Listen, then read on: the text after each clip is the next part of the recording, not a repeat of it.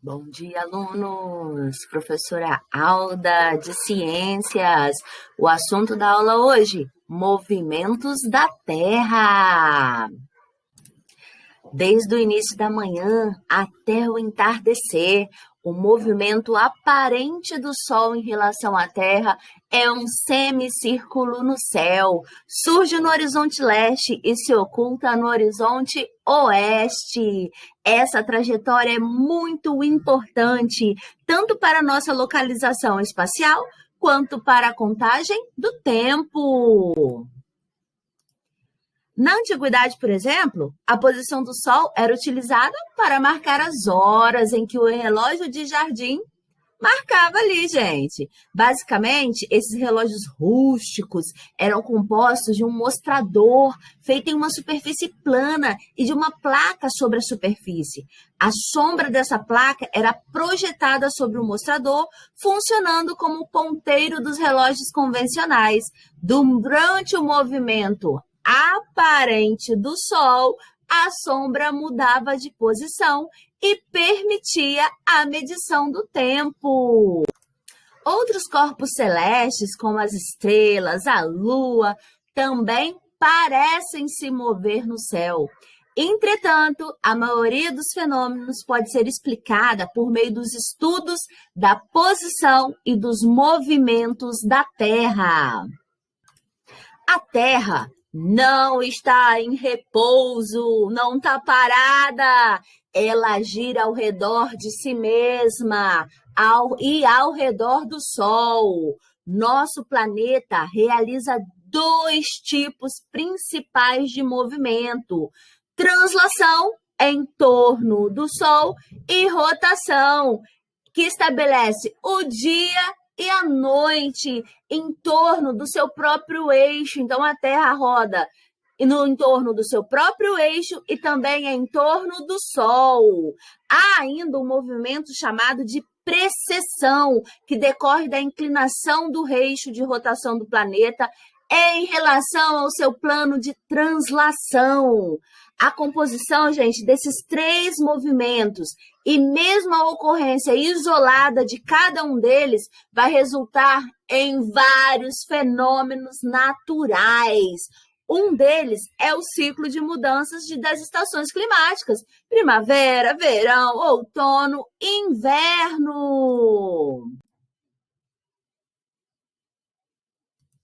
Gente, observe esse movimento. Olha que coisa, Joe! Muito legal isso aí. Essa imagem, gente, tá mostrando para a Terra o quê? Tá mostrando o quê pra gente? Ao dizer que a Terra ela gira em torno de si mesma, nós estamos afirmando que ela gira em torno de um eixo imaginário, que passa por onde? Pelo centro da Terra, liga o Polo Norte ao Polo Sul. Esse movimento é chamado de rotação. A cada 24 horas, mais precisamente 23 horas, 56 minutos e 4 segundos, a Terra completa uma volta em torno desse eixo imaginário. Esse período corresponde a um dia do nosso calendário. Por causa da formação, gente, quase esférica da Terra, durante esse movimento, uma das faces recebe raios solares, enquanto a outra não, ficando totalmente escura. Desse modo, o movimento de rotação tem como consequência a sucessão de dias e noites, dias e noites. Entre as faces iluminada e não iluminada, existe uma região que não fica totalmente escura, que é chamada de penumbra.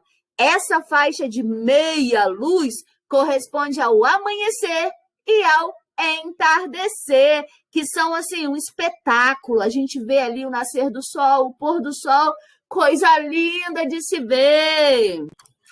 Além de girar, gente, em torno do seu eixo imaginário, a Terra se desloca ao redor do Sol,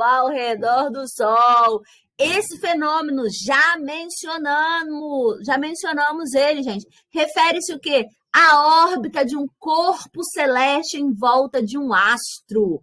Essa órbita, gente, elíptica que a Terra realiza em torno do Sol é chamada de movimento de translação. Translação, gente, é o movimento que a Terra realiza em torno do Sol. Então, gente, não é o Sol que gira em torno da Terra, é a Terra que gira em torno do Sol.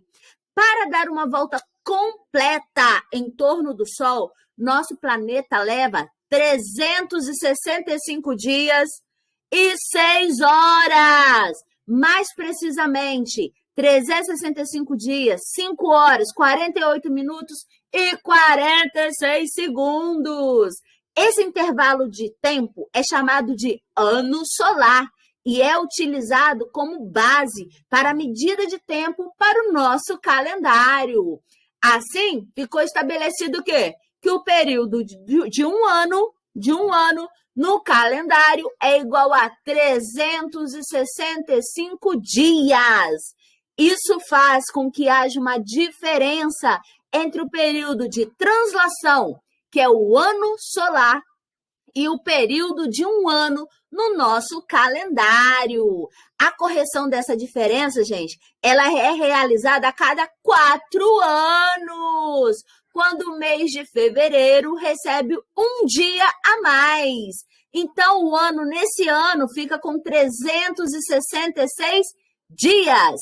E esse ano, ele é chamado de bissexto. Olha só que legal, a pessoa nasce dia 29 de fevereiro e só faz ano a cada 4 anos. Esse cara não envelhece. Sacanagem, né, gente? Quem nasceu dia 29 de fevereiro num ano bissexto, no outro ano vai comemorar ou no dia 28 de fevereiro ou no dia 1º de março. Não tem como esperar 4 anos, né, gente? Ninguém fica aí congelado para poder esperar 4 anos para comemorar de novo mais um aniversário. Nós já vimos o que, gente? Que a Terra não é completamente esférica. Além, gente, de apresentar elevações, depressões em sua superfície, ela é levemente achatada nos polos e abaulada na altura da linha do Equador. Em relação ao plano da órbita, também chamado de plano da elíptica, o eixo de rotação da Terra não é perpendicular, e sim inclinado em 23,5 graus. Essa inclinação faz com que o eixo descreva um círculo, chamado de movimento de precessão. Esse movimento circular, gente, pode ser associado a um movimento de um peão. Quem nunca jogou um peão aí, né, gente? Viu aquele peão girando assim, ó? O eixo da Terra, ele faz um círculo em torno do eixo da elíptica no período de aproximadamente 26 mil anos, mudando a posição, gente, dos polos celestes. Há 4 mil anos, o Polo Norte estava próximo da estrela Alfa Draconis. Hoje está quase 1 grau da estrela polar ou alfa da Ursa Maior. Dentro de 12 mil anos, ela estará próximo à estrela Vega ou Alfa de Lira. Por causa, gente, da inclinação do eixo terrestre, o que acontece? Enquanto a Terra gira em torno do Sol, um hemisfério vai receber maior incidência de luz solar em relação ao outro. E isso vai acontecer de forma alternada. É a inclinação da Terra, gente, combinada ao movimento de translação, que vai ocasionar o quê? As estações do ano. Assim, enquanto é verão no hemisfério sul, é inverno no hemisfério norte e vice-versa. A mesma oposição se dá entre a primavera e o outono. Então, galera, a gente já viu o quê? Que o movimento de translação e a inclinação do eixo terrestre fazem com que as várias regiões do planeta recebam diferentes incidências dos raios solares durante o ano.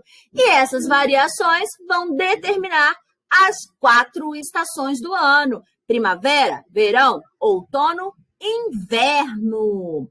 Em consequência, gente, da inclinação do eixo terrestre, da posição da Terra em relação ao Sol, no dia 21 de dezembro ocorre o chamado solstício de verão no hemisfério sul. Nesse período, os raios solares incidem perpendicularmente sobre o trópico de...